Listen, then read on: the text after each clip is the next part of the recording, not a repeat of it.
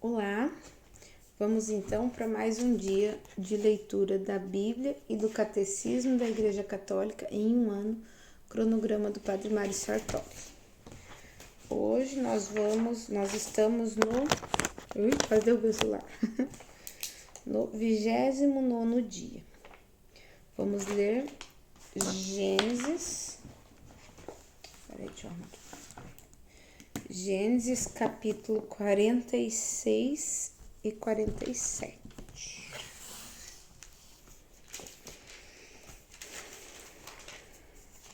Gênesis 44, 45. O capítulo.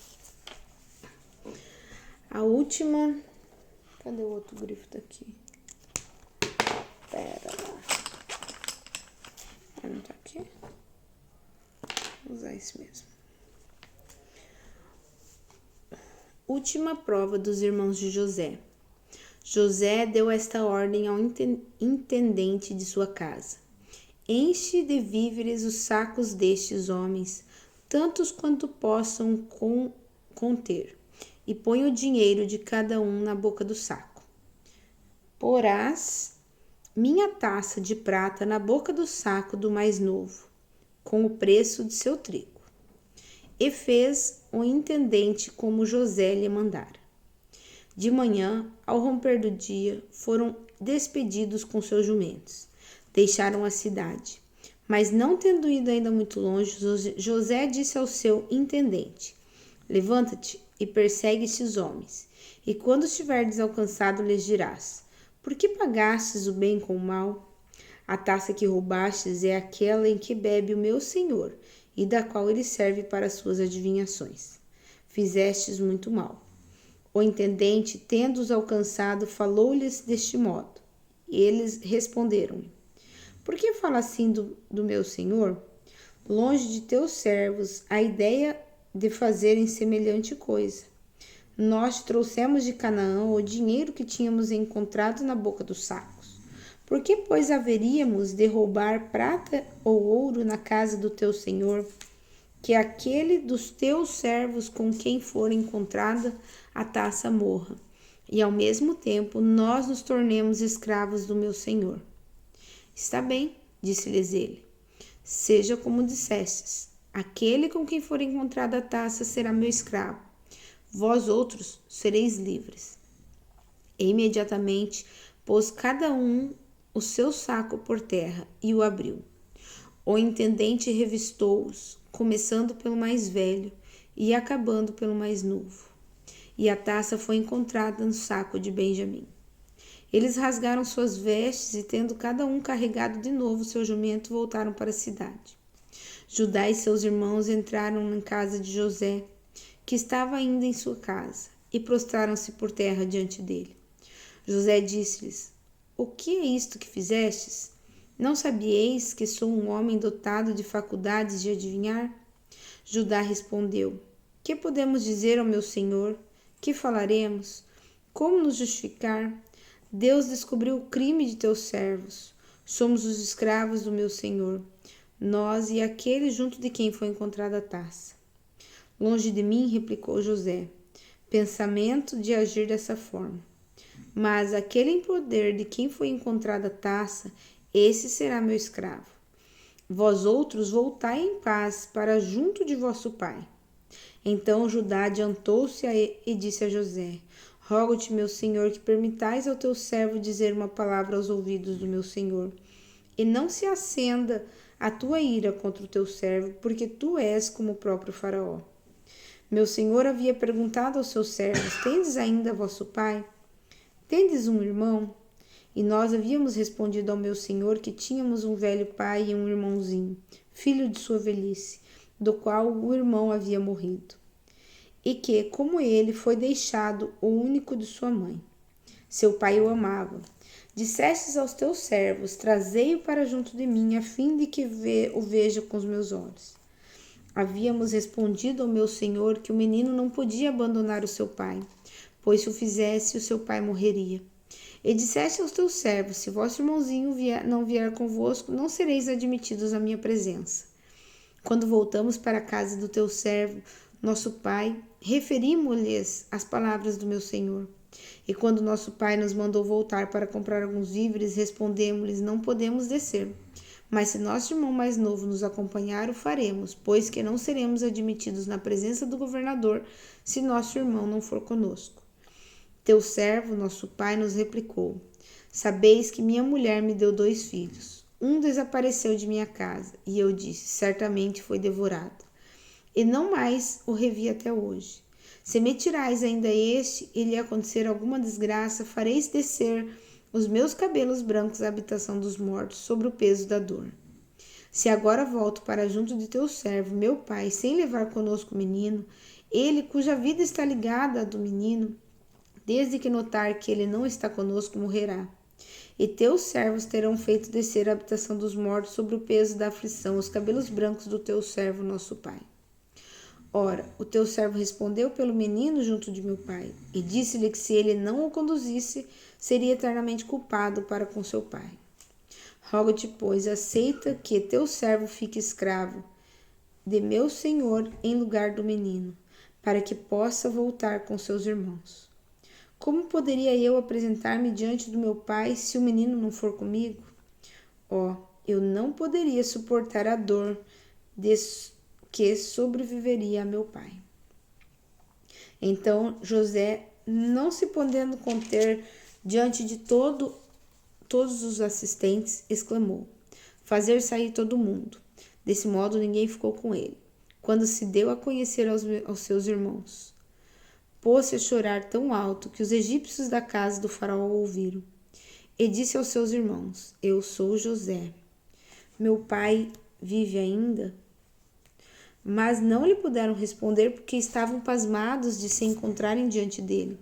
Aproximai-vos, disse ele. E eles aproximaram-se. E disse-lhes: eu sou José, vosso irmão, que vendestes para o Egito. Mas agora não vos entristeçais, nem tenhais remorsos de me terdes vendido para ser conduzido aqui. É para vos conservar a vida que Deus me enviou diante de vós. Porque eis já 2 anos que a fome assola a nossa terra, e haverá ainda 5 anos sem semeadura nem colheita. Deus enviou-me diante de vós, para que subsista um resto de vossa raça na terra, para nos conservar a vida por uma grande libertação. Não sois vós, pois, que me haveis mandado para aqui, mas Deus mesmo. Ele tornou-me como o pai do faraó, chefe de toda a sua casa e governador de todo o Egito. Apressai-vos em voltar para junto de meu pai e dizei-lhe: eis o que te diz teu filho José. Deus elevou-me ao cargo de chefe de todo o Egito. Vem para junto de mim sem demora. Habitarás na terra de Gesem, bem perto de mim, com teus filhos, teus netos, tuas ovelhas, teus bois e tudo que te pertence. Eu te sustentarei, pois haverá ainda 5 anos de fome. Saúde. Obrigada. Amém. Habitarás na terra de Gesem, bem perto de mim, com teus filhos, teus netos e tuas ovelhas, pois teus bois e tudo que te pertence. Eu te sustentarei, pois haverá ainda 5 anos de fome. E assim não cairás na miséria, nem tu, nem tua casa, nem nada que te pertence. Vereis com vossos olhos o meu irmão Benjamim, também que sou bem, eu quem vos falo. Contai ao meu pai as honras que recebo no Egito e tudo que vestes. E depois apressai-o para que venha para cá. Então ele jogou-se ao pescoço de seu irmão Benjamim e pôs-se a chorar. Benjamim também chorou sobre os seus ombros. Beijou em seguida todos os seus irmãos enquanto os abraçava. Depois os irmãos conversaram com ele. A notícia da chegada dos irmãos José espalhou-se logo na casa do faraó e foi bem acolhida pelo faraó e por todo o seu pessoal. A notícia da chegada dos irmãos de José espalhou-se. Ele disse a José: dize a teus irmãos: eis o que ides fazer. Carregai vossos animais e voltai à terra de Canaã. Tomai vosso pai e vossas famílias e vinde para junto de mim. Daremos a vós o que há de melhor no Egito e vos alimentarei com a gordura da terra. Encarrego-te de dizer-lhe Eis o que ides fazer. Tomai carros no Egito para vossos filhos e vossas mulheres. Trazei vosso pai e vinde. Não façais caso do que tereis de deixar, porque o que há de melhor em todo o Egito é vosso. Assim fizeram os filhos de Israel, seguindo a ordem do faraó. José deu-lhes carros e provisões para o caminho. Deu-lhes também a todos mudas de roupas. A Benjamim, porém, deu 300 moedas de prata e 5 mudas de roupa. Mandou igualmente ao seu pai 10 jumentos carregados dos melhores produtos do Egito e 10 jumentas carregadas de trigo, pão, provisões para sua viagem. E despedindo seus irmãos que partiam, disse-lhes: Não vos deixeis abalar pelo caminho. Partiram do Egito, chegaram junto a Jacó, seu pai, na terra de Canaã, e anunciaram-lhe a boa nova. José vive ainda, disseram-lhe eles, e é mesmo ele quem governa todo o Egito. Mas o coração de Jacó permaneceu frio, porque não acreditava no que ouvia. Entretanto, quando lhe disseram todas as palavras que José havia lhe dito, e viu os carros que José tinha enviado para transportar, seu espírito se reanimou. Basta, disse ele, José, meu filho, vive ainda. Irei e o verei antes de morrer. Agora nós vamos para o Salmo 28. Cadê o Salmo? Salmo 28. Aqui. A voz de Deus na tempestade. Tributai ao Senhor, ó filhos de Deus, tributai ao Senhor glória e poder. Rendei-lhe a glória devida ao seu nome. Adorai o Senhor com ornamentos sagrados. Ouve-se a voz do Senhor sobre as águas. O Deus de grandeza retumbou. O Senhor trovejou sobre as águas imensas. A voz do Senhor faz-se ouvir com poder. A voz do Senhor não faz-se ouvir com majestade.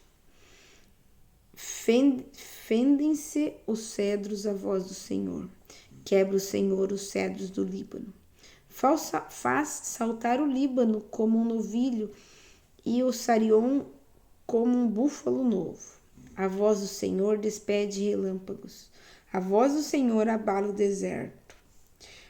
O Senhor faz tremer o deserto de Cádiz. A voz do Senhor retorce os cavalos, desnuda as florestas. E em seu templo todos brandam glória. O Senhor preside o dilúvio. O Senhor domina como rei para sempre. O Senhor há de dar fortaleza ao seu povo. O Senhor abençoará o seu povo, dando-lhe a paz. Agora nós vamos para o Evangelho.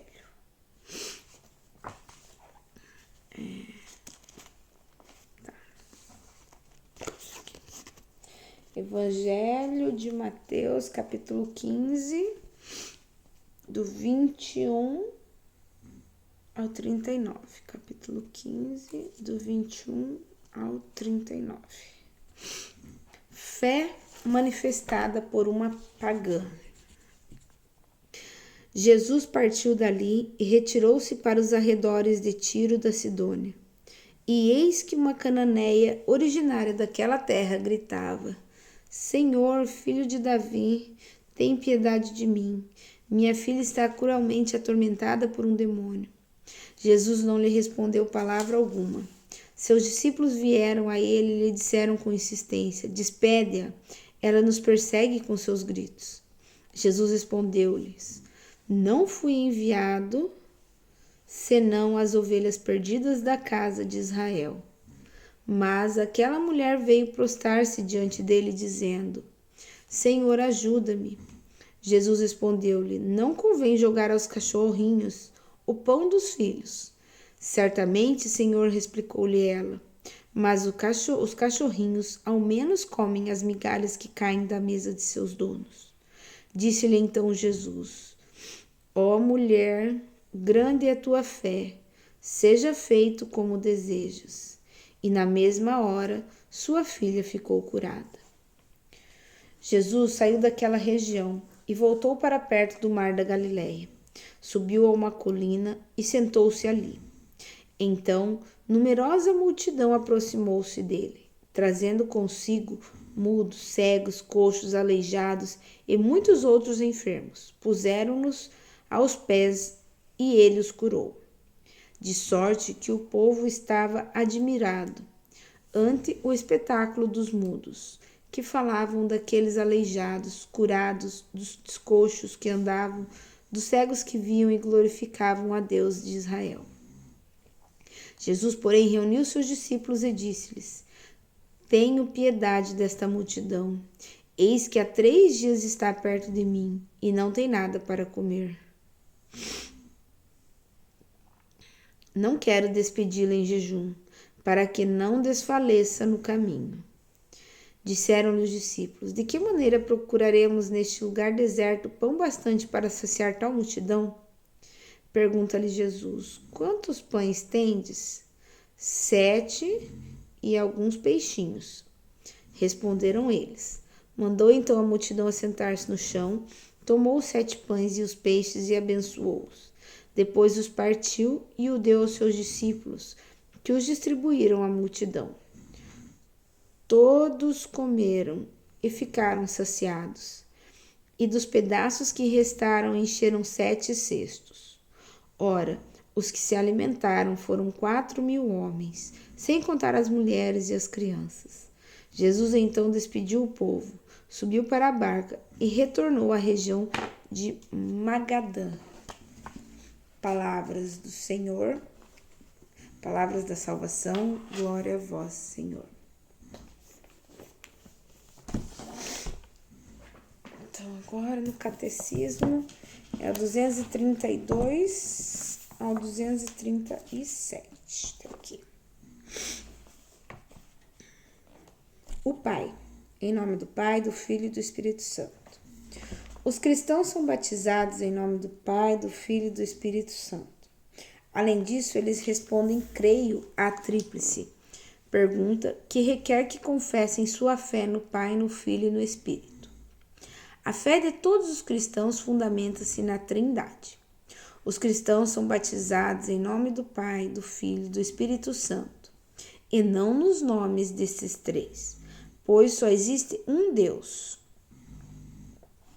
o Pai Todo-Poderoso, seu Filho único e o Espírito Santo, a Santíssima Trindade. O mistério da Santíssima Trindade é o mistério central da vida de fé, da vida cristã. É, portanto, a fonte de todos os outros mistérios da fé. É a luz que os ilumina. É o ensinamento mais fundamental e essencial na hierarquia das verdades de fé. Toda a história da salvação é a história das vias e meios de revelar-se do Deus verdadeiro e único, Pai, Filho e Espírito Santo, o qual reconcilia e une a si aqueles que se afastam do pecado. Nesse parágrafo se exporá brevemente de que modo é revelado o mistério da Santíssima Trindade, de que maneira a Igreja formulou a doutrina da fé sobre este mistério, de que modo, mediante as missões divinas do Filho e do Espírito Santo, Deus Pai realiza seu desígnio benevolente de criação, de redenção e de satisfação. Os padres da Igreja distinguem entre a teologia e a oikonomia, designando com o primeiro termo o mistério da vida íntima do Deus Trindade, e com o segundo todas as obras de Deus por meio das quais ele se revela e comunica sua vida. É mediante a oikonomia que nos é revelada a teologia, mas inversamente é a teologia que ilumina toda a oikonomia. As obras de Deus revelam quem ele é em si mesmo, e inversamente o mistério de seu ser íntimo ilumina a compreensão de todas as suas obras. Acontece o mesmo de modo similar entre as pessoas humanas. A pessoa mostra-se em seu agir. Quanto melhor conhecemos uma pessoa, tanto melhor compreendemos o seu agir. A Trindade é um mistério de fé, em sentido estrito, um dos mistérios escondidos em Deus, que não pode ser conhecido se não forem revelados do alto. Sem dúvida, deixou Deus vestígios do seu ser trinitário em sua obra de criação e em sua revelação ao longo do Antigo Testamento. Entretanto, a intimidade de seu ser como Santíssima Trindade constitui um mistério inacessível à pura razão e até mesmo à fé de Israel, antes da encarnação do Filho de Deus e da missão do Espírito Santo. Então, ficamos aqui com mais um dia de leitura, né? E que nós possamos, né, sentir aí Deus agindo na nossa vida e conhecendo cada vez mais a Trindade, aceitando os mistérios da fé. Até a próxima.